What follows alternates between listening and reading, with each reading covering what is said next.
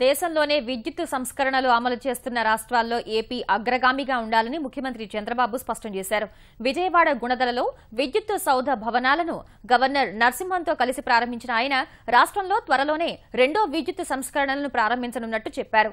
భవిష్యత్తులో విద్యుత్ ఛార్జీలను తగ్గిస్తామన్న ముఖ్యమంత్రి విద్యుత్ నిల్వ సామర్థ్యంపై అమెరికాకు చెందిన టెస్లా కంపెనీతో ఒప్పందం చేసుకున్నట్లు వివరించారు.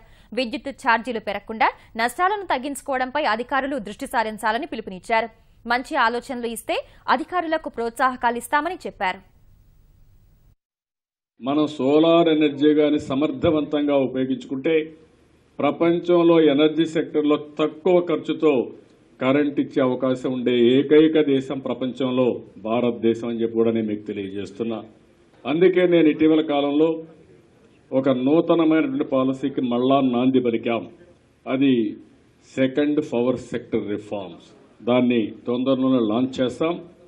సెకండ్ పవర్ సెక్టర్ రిఫార్మ్స్ ద్వారా ఏవైతే డిస్రప్టివ్ టెక్నాలజీస్ వస్తున్నాయో ఇవన్నీ ఉపయోగించుకొని ఎనర్జీ స్టోరేజ్కి ఎక్కువ ప్రాధాన్యత ఇచ్చి రీజనబుల్ స్కేల్లో ముందుకెళ్తాం.